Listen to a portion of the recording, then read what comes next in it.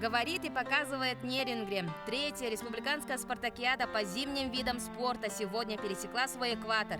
Соревнования прошли по 5 видам. К северному троеборью и хоккею присоединились шорт-трек, сноуборд и фигурное катание. Кстати, фигурное катание впервые включено в программу зимней спартакиады. Этот вид спорта по праву считается одним из самых красивых и зрелищных. Сегодня на каток вышли участники с короткой программой, ну а завтра выступят с произвольной.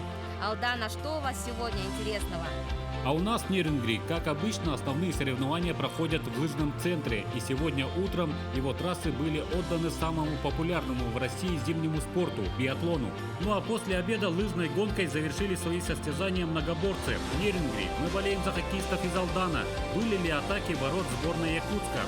Понятно, что соперник вам выпал более сильный, и поэтому счет 17-0. Давайте не будем обсуждать. А сейчас идет матч между командами Мирного и Нерюнгри. Если сегодня хозяева победят, то завтра они сразятся с командой Якутска за первое место. И еще о хоккее. 25 лет исполнилось судье Евгению Калинину. Поздравьте судью юбиляра и от нас. Кстати, проинформируем телезрителей о том, что всего в спартакиаде принимают участие 122 члена судейской коллегии. Большая часть из них – люди, известные в спорте. На всех соревновательных площадках их легко узнать по яркой форме. Ее решила примерить и наш корреспондент Наталья Дмитриева. День судьи начинается рано утром. В 8:00 они уже на посту. Готовят трассу к старту соревнований. На отдаленные возвышенности прямо на Буране их довозит член судейской коллегии Сергей Медведев. А вот его сын, сам Дмитрий Медведев. Только не премьер-министр, но тоже личность известная. У меня 12 человек под моим, так скажем, руководством. Ну, по мере поступающих возможностей мы успеваем все сделать, приготовить. Лучше всего рассказать о судьях может только сам судья. И сегодня я решила хоть на один день почувствовать себя важным человеком, судьей спартакиады. Всего на соревнованиях в Алдане задействовано 60 судей. Им помогают волонтеры. Вот, например, Яков Бояркин, студент политехнического техникума. Уже на участках судьи проверяют о том, как спортсмены проходят дистанцию. Если выявляют нарушения, то записывают номер, фотографируют и докладывают по рации. О, первая трасса, докладываю. 7-й номер прошелся Коньковым. Как слышно? Но все-таки самый важный человек этой спартакиады – это главный судья. И работы у него немерено.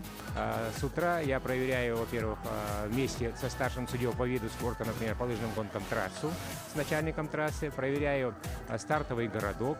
Расставаться с формой судьи было жалко, но я на собственном опыте испытала, что быть судьей – дело серьезное и ответственное. Так что лучше я буду продолжать работать для вас, дорогие телезрители. А у нас сегодня стартовали соревнования по шорт-треку на 500 и 1000 метров. Этот олимпийский вид для якутского спорта еще молодой. И этим и объясняется, что не все участники забега сегодня были экипированы беговыми коньками. Некоторые стартовали на хоккейных лезвиях, что заметно снижало скорость. Наш корреспондент Нургуяна Егорова познакомилась с самой юной шорт-трекисткой. Я уже привыкла кататься с взрослыми и буду выкладываться на все 100%. В шорт-треке еще есть большая разница в возрасте. Допустим, среди юниоров самому младшему 10 лет, а самому старшему 18. Наших юниоров обучал китайские тренеры. Многие из них проходили мастер-классы в Поднебесной. В этом году осенью уже дети прибавили очень много. Уже даже наши дети бегают на разряд, результаты показывают. Самым опытным на льду был мастер спорта по шорт-треку Владимир Ковалев. Тяжело. В общем-то, я же не тренируюсь, я тренирую детей. Когда на свои тренировки мало времени остается. Я не волнуюсь, у меня есть мой воспитанник, который Сибирьков Тарас. Он, если ничего не случится, он победит. Нургуяна Максимова из Горного Улуса на спартакиаде задействована в 2 видах – по шорт-треку и фигурному катанию. Да, я думала, что буду примерно последней или третьей, но не ожидала, что буду второй. Занимаюсь только месяц. На дистанции нельзя задевать рукой соперника и пересекать траекторию более быстрого спортсмена. После падения или столкновения можно встать и продолжить забег. Помехи бывают всегда, поэтому кто-то быстрее, кто-то медленней. И в вовремя, если не отходишь, то случается, что натыкаешься. Старалась не толкнуть. После первого забега участников разделили на 2 группы, и соревнования были продолжены. Завтра состоится финал. Спасибо Нерюнгри, ну а в Алдане снова пошел снег, и как назло прямо перед стартом биатлонистов. Но не погода стала интригой гонки. Участники финишировали еще до обеда, но кому достанется золото, до вечера выясняла судейская коллегия. Что произошло и как проходили старты, расскажет Александр Лысак.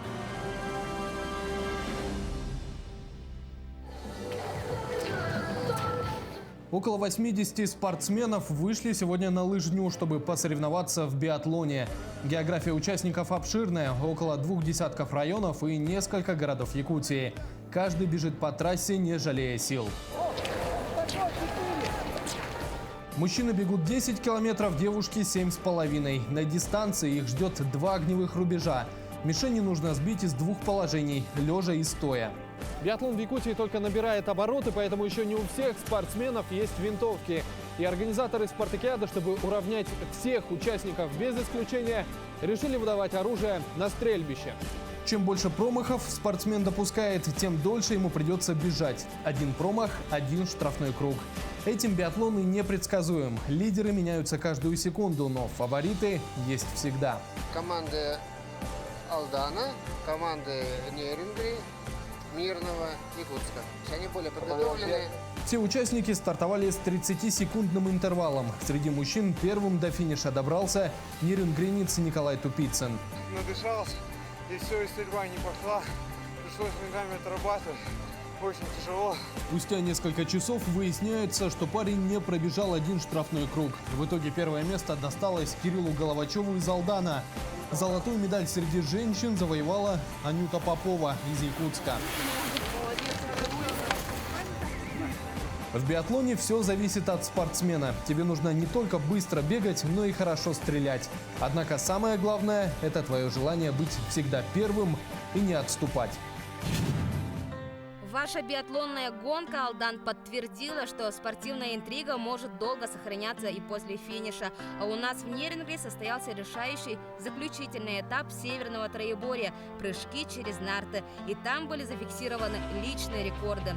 Соревнования мужчин и женщин проходили параллельно. С места событий Павел Танин. Первые 2 соревновательных дня с троеборья выявили лидеров в каждой категории участников. Среди мужчин им стал Ханов Руслан из Тампонского района, среди женщин Винокурова Елена из Среднеколымского. Среди юниоров Сазонов Алексей из Среднеколымского и Илясова Карина из Якутска. Кстати, прямо сейчас за моей спиной она уже выполняет прыжки на нартах. Третий этап троеборья. Он и выявит чемпионов абсолютных в каждой категории участников. У каждого участника было 3 попытки. В зачет идет лучшее. И в первой же свой личный рекорд – 151 прыжок установила представительница Мегино-Кангаласского района Дарья Соколова. Можно в 3-й попытке восстановиться и прыгнуть. До 170, до 180 можно. А лидер среди юниоров Алексей Сазонов был недоволен своей первой попыткой. У меня сегодня первая попытка 273. Это очень мало для меня. Моя цель взять 417 сегодня. Многоборка Илясова после первой попытки обещала исправить ситуацию и сохранить лидерство. Думаю, удастся, если вот хорошо прыгну нарты. От всего это не зависит, конечно. Первый раз прыгну нарты.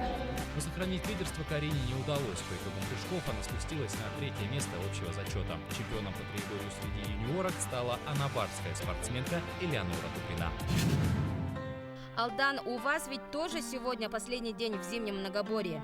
Да, Нерюнгри, и это была лыжная гонка. Можно сказать, что организаторы оставили для заключительного этапа десерт. Наш корреспондент Влад Сергеев не только следил за заездами, но и на снегоходе помогал выравнивать трассу после снегопада.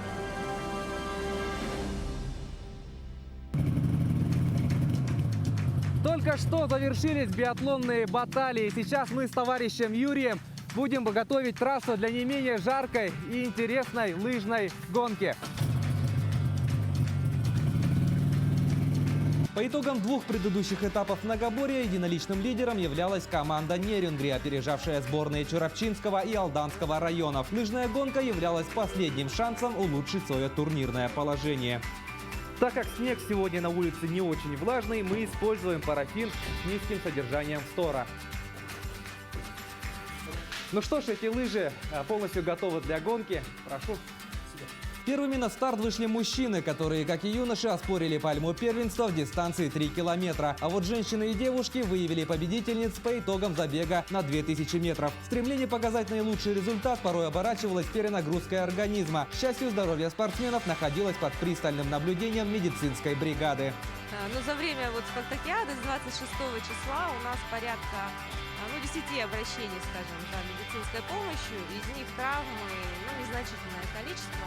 Самую убедительную победу дня в женском забеге одержала Бунавша Табарова, которая опередила ближайшую преследовательницу более чем на 100 метров. По итогам всех 3 этапов зимнего многоборья первое место в командном зачете заняла сборная Нерюнгринского района. На втором месте соревнования завершили алданские спортсмены, а тройку лидеров замкнула команда Чурапчинского района.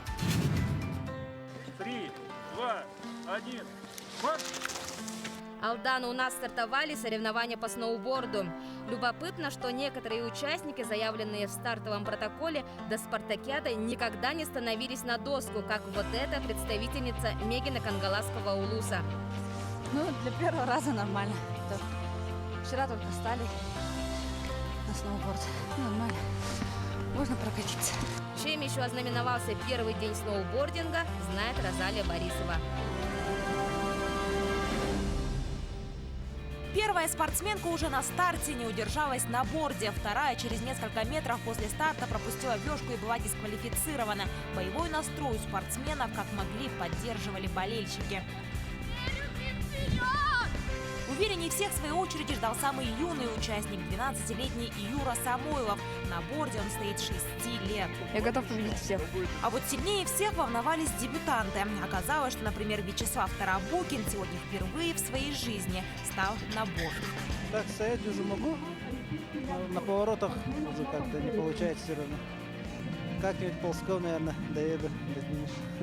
На спуске достигнуть хороших результатов с простыми мягкими досками очень сложно. Слалом требует специальную карвинг-доску. Она намного уже, намного тверже, имеет металлические пластины по бокам, ботинки, как у горнолыжников, и другие крепления.